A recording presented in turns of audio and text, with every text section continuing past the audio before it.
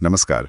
आज हम एक बहुत ही दिलचस्प कहानी पर बात करने वाले हैं। जी, कहानी उस क्षण की जब भगवान कृष्ण ने अर्जुन के अहंकार को कह सकते हैं चकनाचूर कर दिया। हाँ, और ये सिर्फ एक माइथोलॉजिकल कहानी नहीं है। इसमें अहंकार, विनम्रता और असल में सच्ची महानता क्या होती है, इस पर एक बहुत गहरा सबक छुपा है। बिल्कुल। और देखिए, हम इस पर चर्चा कर रहे हैं एक YouTube स्क्रिप्ट के कुछ हिस्सों के आधार पर। उसका टाइटल कुछ ऐसा था कि जिस दिन कृष्ण ने अर्जुन के अहंकार को कुचला। अच्छा। तो हमारा मकसद यही है कि इस कहानी के जो मुख्य बिंदु हैं और इसके पीछे जो गहरा मतलब है उसको थोड़ा कुरेदें, उसको समझें। सही। तो कहानी शुरू कहाँ से होती है? अर्जुन के बारे में है, जाहिर है। हाँ, कहानी की शुरुआत होती है अर्जुन से। अर्जुन जो कुरुक्षेत्र से पहले भी कई युद्ध जीत चुके थे, जाहिर है बहुत बड़े योद्धा थे। हाँ, उस समय के सर्वश्रेष्ठ धनुर्धर माने जाते थे। बिल्कुल। तो लगातार जब इतनी सफलता मिलती है ना, तो कई बार थोड़ा सा अभिमान मन में घर कर ही लेता है। हाँ, स्वाभाविक है। तो अर्जुन के साथ भी कुछ ऐसा ही हुआ। उनको अपनी काबिलियत पर, अपने बाणों पर मतलब अटूट विश्वास हो गया। अच्छा, मतलब सिर्फ विश्वास नहीं, अभिमान। हाँ, ये सिर्फ आत्मविश्वास नहीं था, ये उससे आगे बढ़ गया था।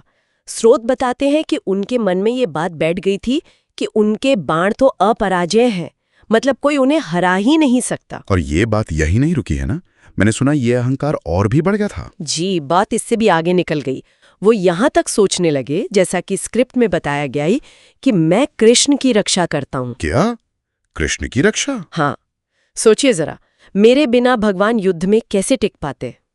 ये सोचना, ये दिखाता है कि अहंकार किस हद तक इंसान को अंधा कर सकता है। अपनी ताकत को दिव्यता से भी ऊपर मान लेना। ये तो सच में पराकाष्ठा है अहंकार की। बिल्कुल। और यहीं से कृष्ण की जो शिक्षा है ना, वो शुरू होती है, लेकिन बोलकर नहीं, उपदेश देकर नहीं। अच्छा, फिर कैसे? कर्म से, एक्शन से। कहानी में एक भीषण युद्ध का जिक्र आता है। हाँ। राक्षस थे और हालात कुछ ऐसे बने कि अर्जुन अपने सारे दिव्यास्त्र चलाने के बाद भी उन पर कोई असर नहीं कर पा रहे थे। उनके सारे बाण, वो अमोघ बाण, विफल हो रहे थे। ओह, ये तो अर्जुन के लिए बहुत बड़ा सदमा रहा होगा। जिस धनुर्विद्या पर इतना गुमान, वही काम नहीं आ रही। सोचिए उनकी हालत, उनका सारा आत्मविश्वास, उनका वो अहंकार, सब हिल गया होगा उस वक्त। हाँ, बिल्कुल। और ठीक उसी वक्त जब अर्जुन पूरी तरह से विफल हो चुके थे, तब कृष्ण सामने आते हैं। तो कृष्ण ने अपना सुदर्शन चक्र निकाला होगा या कोई और अस्त्र? नहीं, यही तो बात है। कृष्ण ने कोई दिव्य अस्त्र नहीं उठाया, उन्होंने बस शांत भाव से रथ का एक टूटा हुआ पहिया उठा लिया। टूटा हुआ पहिया रथ का? उससे क्या किया? उसी टूटे हुए पहिए से कृष्ण ने एक ही पल में उन सभी राक्षसों का संहार कर दिया। वही राक्षस जिन पर अर्जुन के दिव्यास्त्र बेअसर थे। बस एक टूटे पहिए से? हाँ, ये दिखाने के लिए कि असली ताकत किसी हथियार में या बाहरी दिखावे में नहीं है, वो तो अंदर के संकल्प में है, ईश्वर की इच्छा में है। एक मामूली टूटी हुई चीज से इतना बड़ा काम। ये देखकर अर्जुन की क्या हालत हुई होगी? सारा घमंड, सारा अभिमान। बिल्कुल। कहते हैं अर्जुन एकदम स्तब्ध रह गए, सन्न। वो समझ गए कि उनकी जीत, उनकी ताकत, उनका कौशल, सब कुछ असल में गौण था। वो वहीं घुटनों के बल गिर पड़े, उनका सारा अहंकार जैसे एक पल में पिघल गया। और शायद तभी उन्हें असली ज्ञान मिला होगा, है ना, कि उनकी जीत कभी उनके बाणों की वजह से थी ही नहीं। वो सिर्फ एक माध्यम थे, करता नहीं, केवल माध्यम। बिल्कुल। सच्ची ताकत मैं में नहीं, बल्कि उस बड़ी शक्ति के प्रति समर्पण में है, उससे जुड़े रहने में है। तो इस कहानी का जो सार है, निचोड़ है, वो क्या कहेंगे आप? देखिए, सबसे अहम बात यह है कि अहंकार कैसे इंसान को अकेला कर देता है, उसे उस बड़ी शक्ति से, परमात्मा से काट देता है। हाँ, वो मैं का भाव इतना बड़ा हो जाता है कि बाकी सब छोटा लगने लगता है। सही कहा।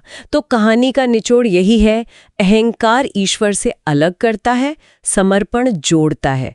सच्ची महानता खुद को कर्ता मानने में नहीं, बल्कि उस दिव्यता के आगे पूरी तरह समर्पित होने में है। ये बात तो बहुत गहरी है, और सिर्फ पुराने कथाओं में नहीं, असल जिंदगी में भी हम ही देखते हैं।